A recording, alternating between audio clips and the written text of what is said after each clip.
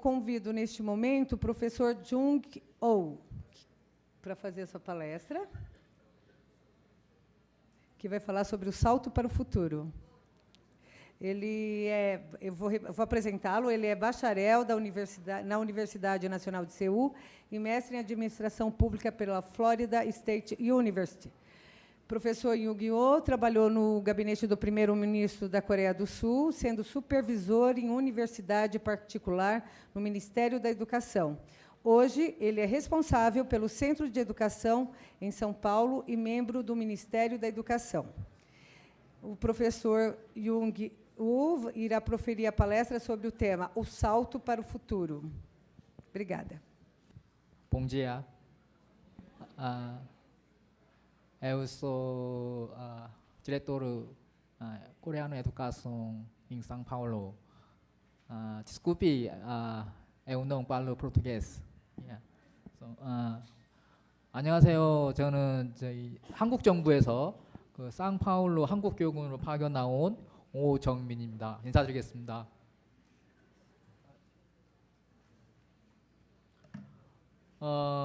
먼저 이게 이 자리에 한국 교육을 소개할 수 있는 이 자리에 초대해 주신 상파울로 시의회 관계자 여러분들께 감사합니다. 한국은 식민지 시기 그다음에 한국 전쟁을 거쳐서 이런 폐허 상황에서도 지금은 선진국 반열에 올라왔었습니다. 이런 한국의 급속한 발전의 가장 큰 원인으로 많은 분들이 한국의 교육 시스템을 들고 있습니다. 그런데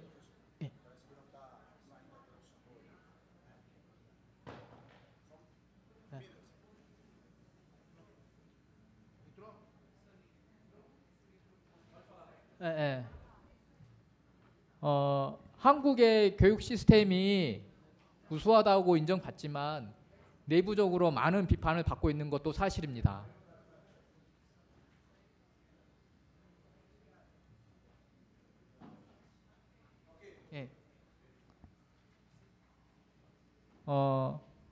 교육 분야도 다른 사회 분야와 같이 정치나 역사, 문화적 맥락 속에서 결정되어지는 것 같습니다. 아까 중국 교육 사례를 드셨는데 한국도 중국과 마찬가지로 상당히 치열한 경쟁 사회입니다. 따라서 한국의 교육 제도를 무조건 무작정 따라하기보다는 하나의 사례로서 그냥 받아주셨으면 좋겠습니다.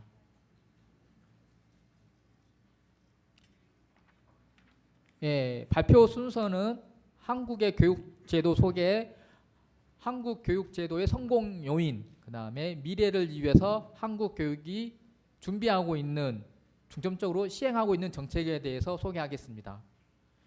한국 교육의 과거와 현재와 미래를 말씀드리는 자리입니다. 한국 교육제도에 소개되겠습니다.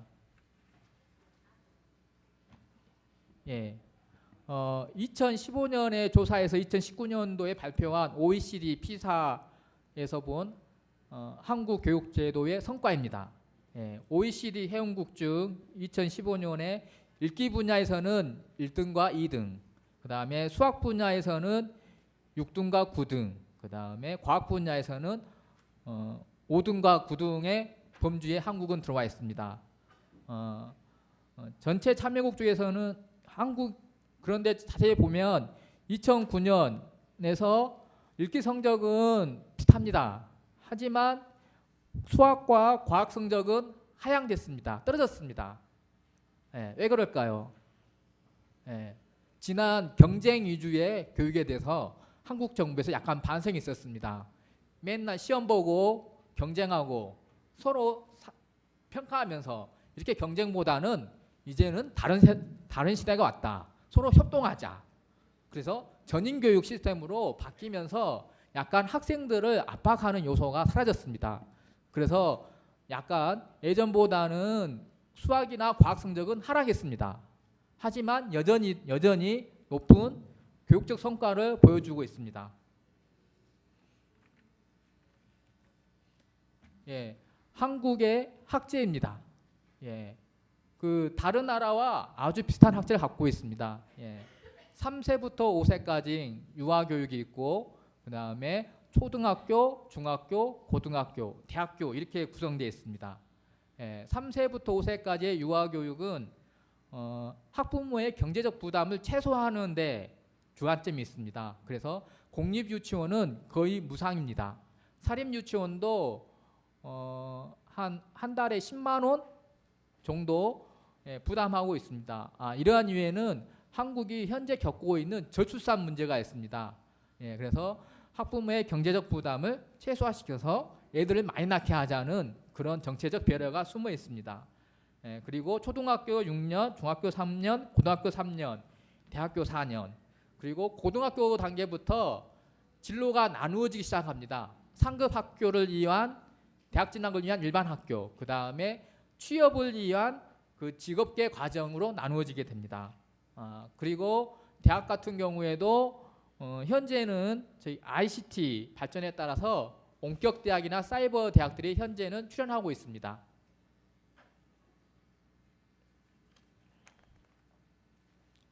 예, 그 한국의 교육 여건입니다.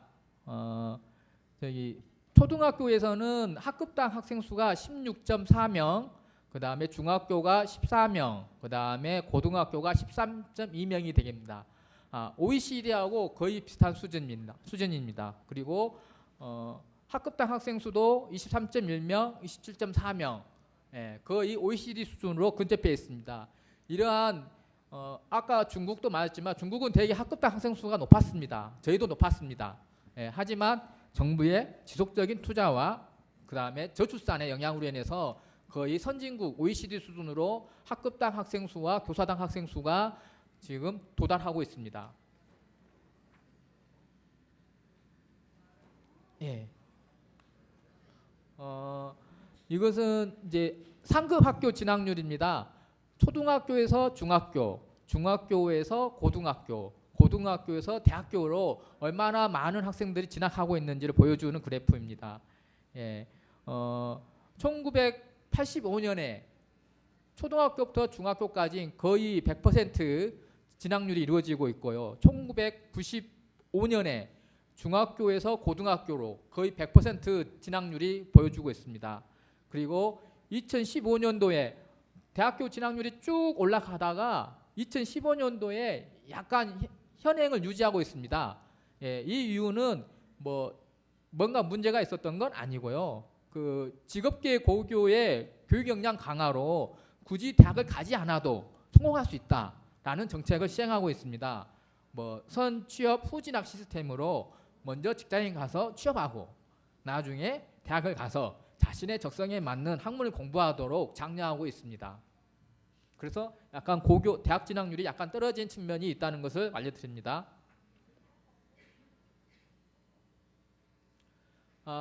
한국 교육의 발전 과정입니다. 크게 4단계로 나누어질 수 있습니다. 1948년부터 1960년, 그 다음에 1961년부터 80년, 80년부터 97년, 98년부터 지금까지입니다. 한국은 식민지 과정과 한국 전쟁을 겪었기 때문에 이렇게 나누어지게 됩니다. 처음에는 이제 정부가 수립되고 식민지가 끝나고 정부가 수립되고 초등교육의 일반화에 문맹률을 낮추는데 주안점을 두었습니다. 그리고 2단계는 노동집약적 산업 육성에 맞춰가지고 중등교육 및 직업계 교육에 직업계 고교 교육을 확대를 하였고요. 그다음에 3단계에서는 이제 산업 고도화에 맞춰가지고 대학 입학 정원을 늘리고 교육의 질 개선에 투자하였습니다. 그리고 지금 90년대 후반부터는 ICT 등 정보화 시대에 맞춰가지고 창의력이나 평생 학습 능력 배양을 위한 교육 체제를 구현하기 위하고 그다음에 대학의 교육 연구 개발 역량에 집중적으로 투자하고 있습니다.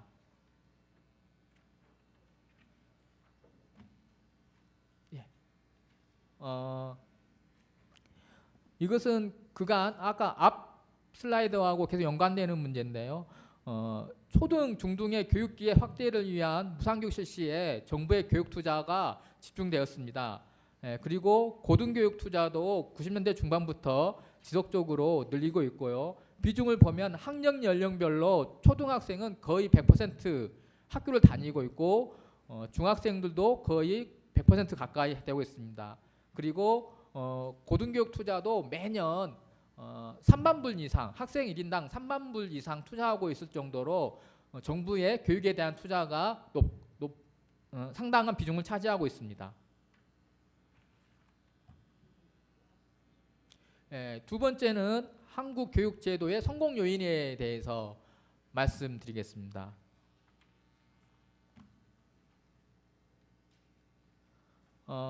먼저 정부의 선도적인 리더십의 그 성공 요인을 꼽고 싶습니다. 그래프에서 볼 수 있듯이 안정적 재정 확보를 통해 교육 정책을 추진해 왔습니다. 2016년 GDP 대비 교육비 비율은요 5.4%입니다. OECD 평균이 4.6%에 불과합니다. 그만큼 한국 정부는 교육에 대한 투자를 다른 여러 나라보다 더 많이 투자하고 있습니다. 초등교육은 GDP의 3.7%, 그 다음에 고등교육의 1.7%를 투자하고 있고 이 중에 정부 재원이 3.8%에 해당합니다. 무상교육은 대한민국 헌법 제1호가 제정된 1948년까지 거슬러 올라갑니다. 헌법 제16조에서 적어도 초등교육은 의무적이며 무상으로 한다고 명시하고 있습니다. 1948년 제정된 교육법에 따라 1950년 6월 1일부터 초등학교 의무교육을 실시될 예정이었는데 그 6.25 한국전쟁이 터지면서 무색해졌습니다. 그래도 전쟁 도중에 1952년 교육법 시행령을 제정한 뒤 휴전 직후부터 초등교육을 늘려나갔습니다. 1954년부터 취약률을 70% 수준에서 95% 이상으로 끌어올리기 위해 초등 의무교육 완성 6개년 계획을 실시하고 교육 예산의 약 80%를 의무교육비에 배정할 정도로 주력했습니다. 그 결과 1957년 초등학교 취약률이 90%를 넘었고 1959년에는 96% 목표를 달성한 것으로 나타났습니다. 그리고 중학교 의무교육은 약간 늦었습니다. 그 과정에서 도입된 지 17년이 걸렸습니다. 1985년 도서 상간 지방에 우선적으로 실시했는데 1998년에 최근에 돼서야 교육재정 부족으로 계속해서 연기되다가 2002년에 전면 실시됐습니다. 그리고 이후 무상교육 논의는 잠잠했습니다. 그런데 2000년대 들어 출산율 저하가 이제 사회 문제화가 되면서 영유아 보육을 무상 지원하겠다는 여론이 거세졌고 만 5세를 대상으로 보육을 지원하는 누리과정이 2012년도에 도입이 되었고 2013년에는 3, 4세까지 확대되었습니다. 34개 OECD 회원국 중 한국이 유일하게 고등학교 무상교육을 실시하지 않는 국가로 알려져 있습니다. 하지만 올해 2019년 올해 2학기부터 고교 무상교육을 실시하기 시작했습니다. 그리고 2021년까지 고등학교 전 학년으로 확대할 예정입니다.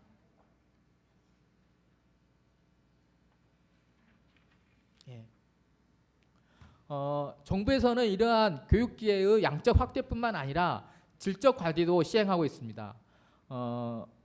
1962년부터 국가 차원의 교육 통계 시스템을 운영하고 있습니다. 그리고 1986년부터 국가 수준의 평가 및 모니터링 시스템 구축을 통해 교육의 질 관리를 하고 있습니다. 국가 수준의 학업 성취도 평가를 결과를 분석해내어 여러 시사점을 제공하고 지역과 국가의 교육정책 수립, 학교 현장의 교수 학습 방법 개선, 진로 지도 등에서 자료를 활용하고 있으며 이를 통해 교육의 질을 상시적으로 모니터링하고 있습니다. 국가 수준 학업 성취도 평가는 매년 10월에 초등학교 6학년, 중학교 3학년, 고등학교 1학년이 국어, 사회, 수학, 과학, 영어 등 5개 과목을 치릅니다. 최근에는 교사의 반발이 있어서 전수평가에서 표지평가로 지도가 수정된 바 있습니다. 이러한 교육의 질 관리 평가에서 학업 수준이 낮은 지역과 학교에 대해서는 그 원인을 분석하고 그에 맞는 솔루션을 제공하고 있습니다.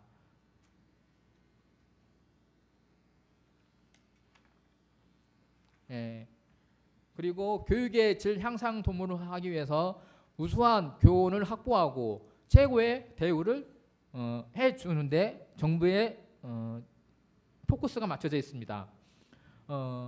우수한 교사들이 우수한 교육을 실시할 수 있다는 믿음 하에 교원 양성 및 임용 제도의 표준화를 실시하고 있습니다. 교사가 되기 위해서는 재학 시절 교사 자격증을 취득을 해야 합니다. 그리고 공개 교사 임용 시험을 통해서 교원 채용을 하고 있습니다.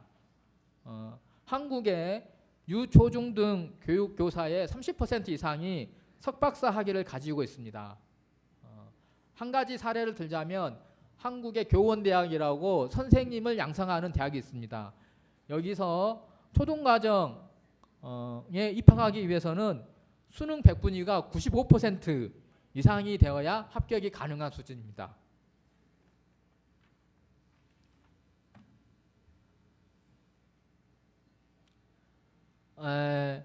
한국의 교사들의 급여 수준입니다. 2018년도 그 달러 기준으로 초등학교 초임 교원은 32,000불, 초등학교 15년차 교원은 57,000불, 고교는 초임이 31,000불이고 고교 15년차 교사는 56,000불입니다.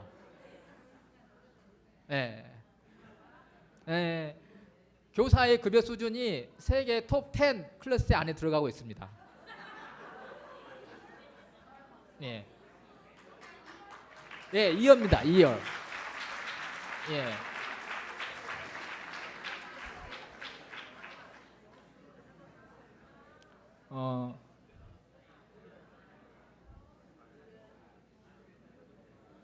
놀랍나요? 브라질하고 많이 차이가 있죠. 저도 브라질 조금 이야기는 들었습니다. 그래서인지 한국에서 교원은 최우수 집단이라고 평가되고 있으며 교원이라는 직업의 선호도가 매우 높습니다. 신부감 1순위가 교사입니다.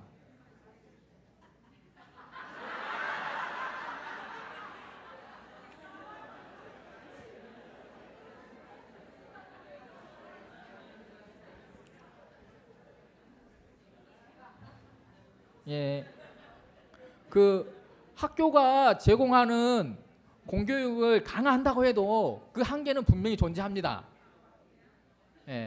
학교에서 정부가 제공하는 서비스는 그러니까 완벽하진 않습니다. 따라서 학교가 제공하지 못하는 부분에 대해서는 다른 공교육을 보완해 주어야 합니다. 11시 방향에 사진이 하나 있습니다. 남자가 나와 있는데요. 교육방송입니다. 한국에서는 저렇게 교육방송, 지상파 방송과 인터넷 방송으로 더 공부를 하고 싶은 애들을 위해서 저렇게 무료로 제공하고 있습니다. 그리고 한시의 그림이 있습니다. 한시의 사진은 학원입니다. 한국만의 독특한 교육 문화인데요. 학교를 끝나고 학원에 갑니다. 학원에 자기가 부족한 점을 배우려고 일종의 프라이빗 튜터입니다. 그리고 7시 방향의 사진은 방과 후 학교입니다. 학교에서 남아서 자기가 원하는 프로그램을 수강하는 겁니다. 그리고 5시 방향의 사진은 독서실입니다. 학생들이 독서실에 가서 자기가 자습을 하는 것을 이렇게 되어 있습니다. 최근에는 이게 공교육을 보완하는 수준을 넘어서 너무 비대해져서 약간 공교육을 주도하는 양상까지 가는 것이 지금 한국에서 문제가 되고 있습니다.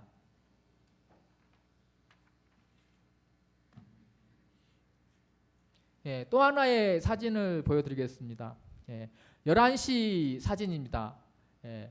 한국의 고등학교 3학년 교실입니다. 학생들이 책을 쌓아놓고 문제지를 쌓아놓고 열심히 공부하고 있는 모습입니다. 수능 시험이라는 대입제도를 준비하고 있는 과정이라고 보시면 되겠습니다. 예. 한시입니다. 예. 독서실입니다. 예. 독서실에 가서 다시 뭐 인터넷 강의를 듣는다든가 그런 장면입니다. 그리고 7시 사진은 대입제도 설명회입니다. 수천 명의 학부모가 강당을 꽉꽉 메운 사진입니다. 그만큼 자녀의 대학 입학에 대해서 엄청 관심이 높다는 반증입니다. 예, 그리고 5시 사진은 밤 10시 20분 사진입니다. 저기에 나와 있는 버스가 모두 학원 버스입니다. 예, 학원에서 밤늦게까지 공부하고 자정이 돼서야 집에 가서 잠을 자는 그런 과정입니다. 아까 중국하고 되게 비슷한 경쟁 위주의 그 분위기 속에서 공부하고 있다는 증거입니다. 예. 이것을 볼 때 가장 중요한 것은 바로 한국의 교육열을 제가 말씀드리려고 이 사진을 보여드렸습니다. 전통적으로 한국은 학력 중시 풍조가 있습니다. 신분 상승의 가장 바람직한 방법이 교육이라고 여기고 있습니다.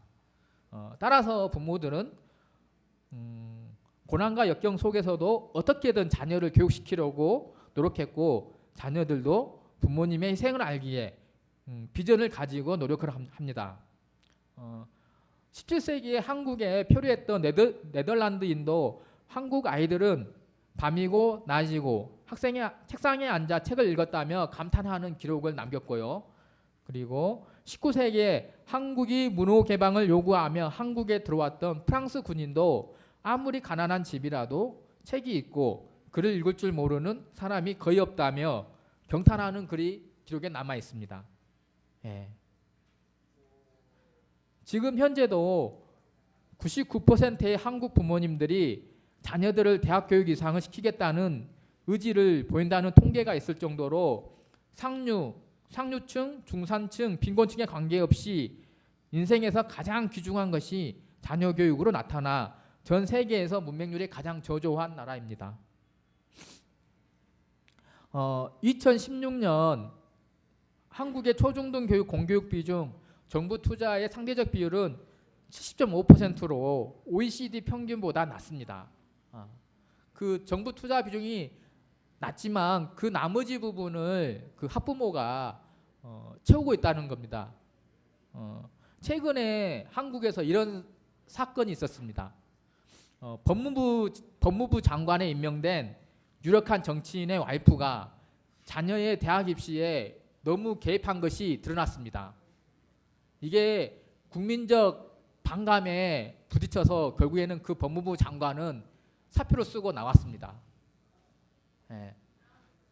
국민들이 성공을 위한 사다리로 교육을 첫 번째로 꼽고 있으며 교육을 통한 경쟁은 반드시 공정해야 하고 부모의 영향력도 최대한 없애고 자신만의 노력으로 인정받아야 한다고 인식하고 있습니다. 약간 다 다르죠. 예, 여기 아빠가 부자라고 해서 더 좋은 교육을 받고 더 나은 직업을 갖는 것을 한국에서는 잘 인정을 안 합니다. 예, 서로 동등한 출발선상에서 똑같이 출발하는 그것을 가장 최고의 가치로 여기고 있습니다. 예, 미래를 위해 한국 교육이 준비하고 있는 주요 정책에 대해서 설명드리겠습니다.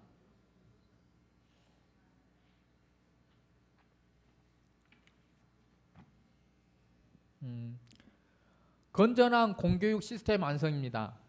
예, 한국 교육의 문제점으로 학생들이 학습에 대한 즐거움과 흥미가 낮다는 점입니다. 예, 학생들이 학습을 즐거워하지 않고 부모 압력에 억지로 하는 경향이 높습니다. 예, 물론 전 세계 아이들이 노는 것을 좋아하고 학교와 공부를 즐거워하지 않는 것은 다 똑같은 것 같습니다. 그래서 이런 약간 억압적인 학교 분위기를 벗어나서 행복한 학교 만들기입니다. 중학교 단계에서 6개월에서 한 1년 정도 시험을 보지 않고 자신의 소질과 적성을 탐험해 보는 어떤 진로 탐색기를 운영하고 있습니다. 그리고 고등학교에서는 학생들의 학교와 교육청이 정한 교과목만 배우는 것이 아니고 자신의 소질과 적성에 따라 배우고 싶은 것을 선택해서 배우는 학점제를 도입하고자 합니다. 그리고 미래 환경에 대응한 교육과정 개편입니다. 그간 한국 교육은 상호 경쟁, 암기식, 문제풀이식 교육을 했습니다. 이것은 산업화 시대에 적합한 모형이었습니다. 하지만 4차 산업혁명에 걸맞는 인재를 양성하기 위해서는 창의적, 융합적 재능을 갖춘 인재상입니다. 자기주도적 학습 능력, 지식정보 처리 능력, 창의적 사고 능력, 의사소통 능력 배양에 역점을 두고 교육과정 개편을 하였습니다. 그리고 마지막으로 민주적 학교 운영을 이끌어갈 학교 운영 개혁입니다.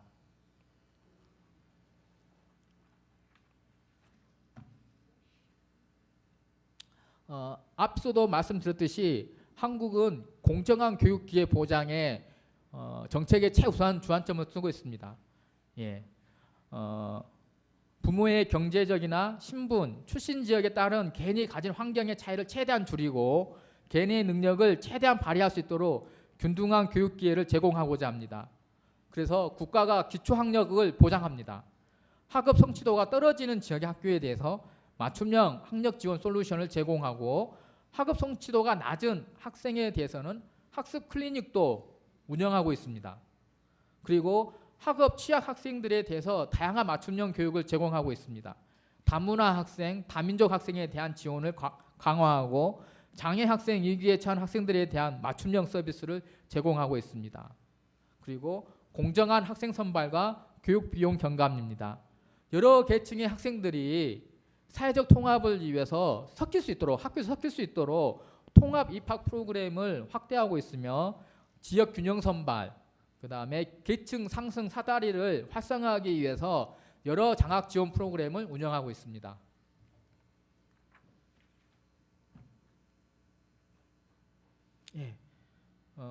교사의 전문성과 사기 제고입니다.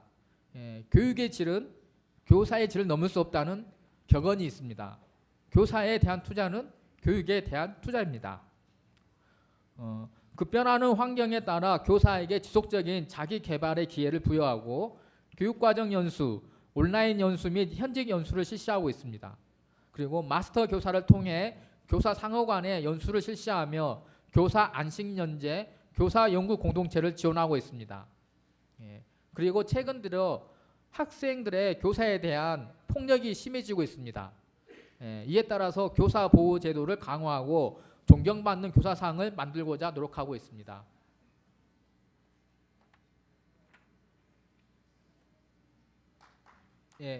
마지막입니다. 마지막으로 교육의 정보화, 글로벌화, 직업교육의 강화입니다. 교육 정보화를 통해 학생과 교원은 언제 어디서든 자신이 원하는 교육 콘텐츠에 접속할 수 있습니다. 모든 학교에 무선 와이파이가 깔려 있으며 전자칠판, 태블릿 PC 등을 보급하고 있습니다. 학교 교육의 디지털 온라인 교과서를 확대하고 교육용 소프트웨어를 개발하고 보급하고 있습니다. 그리고 교육의 글로벌을 위해 해외 학교와 협력을 강화하고 유명 해외 학교의 분교를 한국에 유치하고 있습니다. 그리고 유능한 교사를 해외에 파견하고 있습니다. 그리고 마지막으로 현장 위주의 직업교육 강화입니다. 산업 수요에 맞는 맞춤형 교육과정, 그 다음에 현장의 직무를 분석해서 그에 맞는 직업교육을 실시하고 있습니다. 산업 맞춤형 고등학교 운영을 하고 있습니다. 여기까지가 한국 교육제도 소개입니다. 마지막으로 이 자리를 빌어 한국교육원의 역할을 추가로 소개하고자 합니다. 저희 상파울로 한국교육원에서는 1988년도에 설립이 되었고 주로 브라질과 한국의 교육을 서로 이어주고자 노력하고 있습니다. 브라질 학교에서 한국어를 개설하고 싶다. 그러면 저희가 교사, 교원 여러 가지 학습 활동도 다 지원해주고 있습니다. 그리고 또 브라질 학생들이 한국에 유학하고 싶다. 여러 장학제도와 그 다음에 한국 대학과 연결시켜주고 있습니다. 예. 저희 상파울로 한국교육원은 항상 문은 열려 있습니다. 아래 주소로 연락 주시면 더 많은 자료와 정보를 제공해 드리겠습니다. 예. 브라질과 한국 교육의 튼튼한 다리가 되겠습니다. 이상입니다.